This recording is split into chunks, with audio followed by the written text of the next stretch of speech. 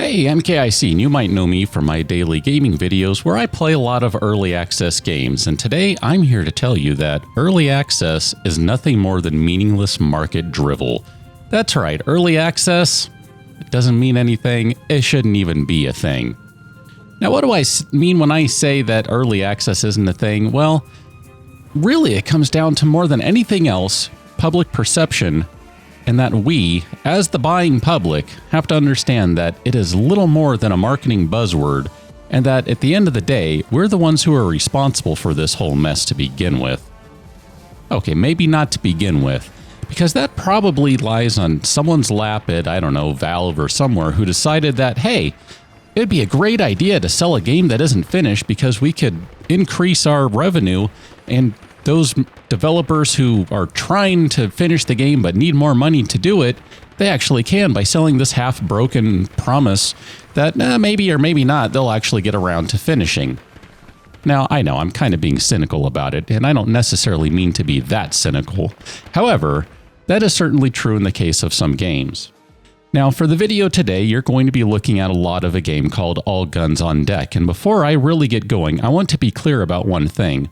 I played this game when it first came out last year. It was last August 2015, and I played it for a few days on the channel, and I also, just to be clear, received a free review key, and that's what I was playing with, and that's what I'm still using today, October 17th, 2016, as we are playing and talking, and then and now, I still like the game.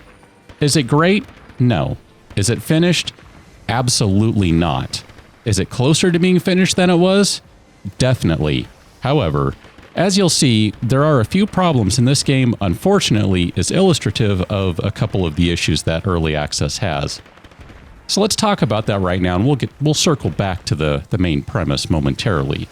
This game, as I mentioned, came out in August 2015. The last update it had was on March 30th, 2016. This was not a content update, really. All it was a simple update so that the game could have Steam Cloud save support. Now, that's an important thing and something that I wish more games would take advantage of because, you know, it's built into Steam's API, and I don't think it's a huge deal to add that into the game, but I don't know. I'm not a programmer anymore, so maybe it is. Just the same, it was a pretty minor update, but it is an update just the same. However, if you'd like to take a step back and talk about the last time it received a content update, that would be just under 4 weeks prior in March 4th, I believe, and that was the last major content update. Now, to be fair, that content update did include a fair amount of content, added a new game mode, new ships, all sorts of new stuff that really, it's a pretty significant update. However, that was over 7 months ago. We're in the middle of October right now. I mean, technically, we're on the latter half of October if you really want to be, I don't know, sticky about it. And that update, that last meaningful content update, was in the beginning of March? Are you kidding me? Has this game just stalled out and died? I hope not. I really do. I would like to see it finished. This is, you know, it's not a great game, but it's an interesting game. Obviously, if you've been around and you've seen games for a while, then it kind of looks like missile defense. It's kind of, you know, a current day twist on missile defense. Maybe you could think of it along the lines of Space Invaders, that sort of thing. It's kind of both, really. I mean, maybe more Space Invaders than missile defense, but just the same.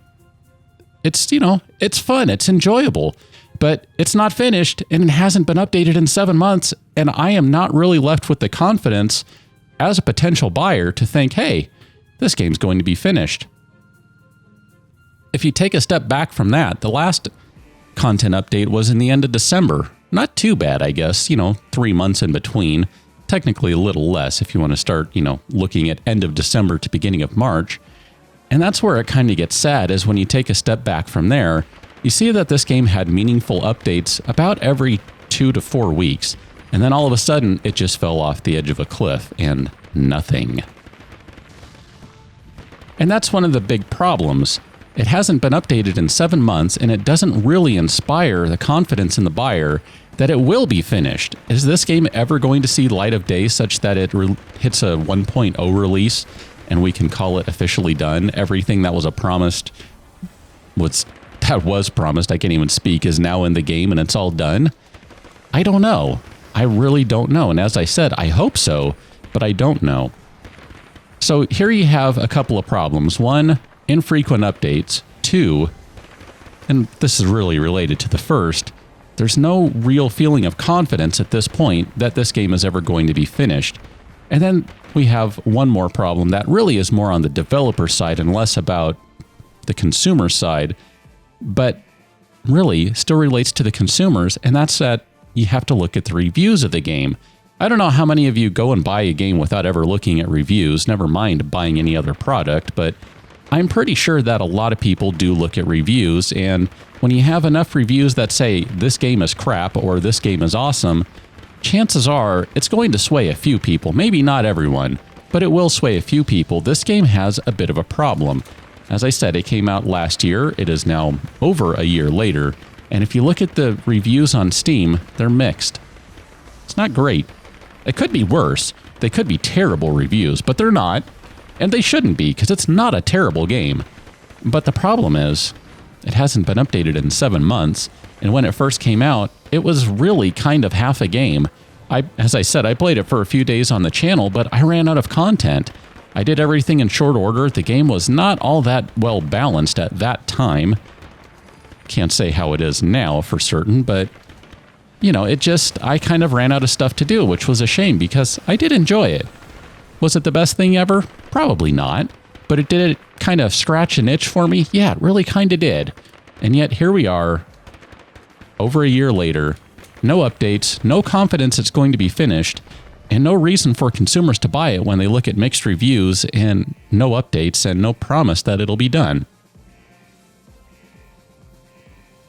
So obviously those problems kind of lie on the developer's lap, but at the end of the day, as I said in the beginning of this video, it all comes back to the consumers. Now, as I also mentioned, I received this copy, this game, as a free CD key, so I didn't buy it. However, if you look on my channel, there are many, many games, so many, and feel free to call me a hypocrite about it, that I've played that are in early access. However, I have to tell you, many of those I bought. Not all of them, and those that I didn't, I've always disclosed that. I believe you deserve to know, did I buy it, did I not? I don't think it changes my opinion on anything, because here we are, ranting about it a year later, but just the same, I do need to disclose that. One of the ones that I play a lot, and still currently play today, is 7 Days to Die. Now, I bought this game, I don't even know. I would have to go back into my Steam purchasing history to figure out when I bought it. But I bought it quite a long time ago when it was in Alpha 8.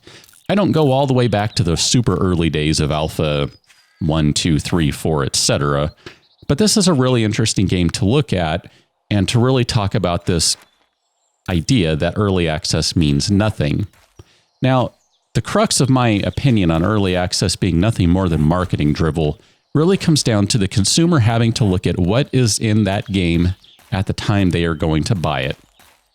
As Save Ferris might say, what you see is what you get.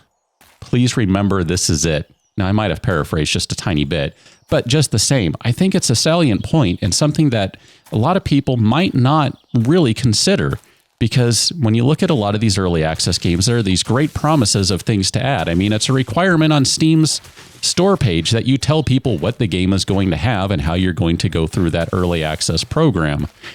And yet, not everyone lives up to that. Therefore, as a consumer who is potentially spending money, you need to be going in knowing that whatever you are buying right now may very well be the end, and you have to be okay with that. Now, I think for the most part, games are going to be updated, but it might only be 2 or 3 updates. It might be 6 or 12 updates. It might be 24 updates, and then nothing. But you have to remember that what you see is what you get, and that is what you are purchasing. That is the promise that you are essentially committing your money to. Don't buy into this crap that the game will get this, that, and the other thing. If you do, well, I guess that's kind of your problem, because let's be honest, there is, well, I don't know. I mean, maybe there is, but I can't think of any other industry where it's okay to sell a half-baked product. Bread? Oh no, that would be kind of bad. Movies? Nope. I mean, sure, there are testing days, but that's not an actual movie release. Music, you could kind of say with radio hits, but that's it. Books, absolutely not. I mean, I don't know. Appliances, yeah, here's my half-finished washing machine. We'll give you the door 6 months down the line. No, I mean, that stuff doesn't work. This is nothing more than pure marketing crap. And unfortunately, everyone has bought into it. However, you don't have to. So long as you understand that it is nothing more than marketing drivel, then you can go in and you can buy one of these early access games, so long as you absolutely know that what you see is what you get. Don't buy anything based on a promise. Buy based upon what you see. This whole early access label, it means nothing. It's like the label on your mattress that says removing the label is going to result in some sort of problem with the police. Yeah, that's there for the mattress makers. It means nothing for the consumer. Really, that label is there for the consumer to remove. Just the same, this early access label, it's there. It doesn't mean anything. Remove it. It's garbage. It's crap. It means nothing. It absolutely means nothing. And yet, as consumers, we have fallen for it hook, line, and sinker. And as maybe Styx would say, we're fooling ourselves and we don't believe it. Yeah, and again, I might have paraphrased, but you get what I'm saying. So there you go. Here's the thing. If you remember this one thing, I think you'll be okay. What you see is what you get. Don't buy based upon any promises. And at the end of the day, it doesn't matter if a game is in early access and it has an expansion pack. They might have had a really big, expensive lawsuit and they had to cover the costs of that massive lawsuit and they still need money to develop the game. If you look at the game's development history, you'll know what I'm talking about. Yeah, I'm looking at you, Ark. And just the same, you'll also know this game actually might be finished at some point. But you can't say that of everything else. And at the end of the day, if you are buying a game based upon its promise, well, I got a bridge to sell you in Arizona.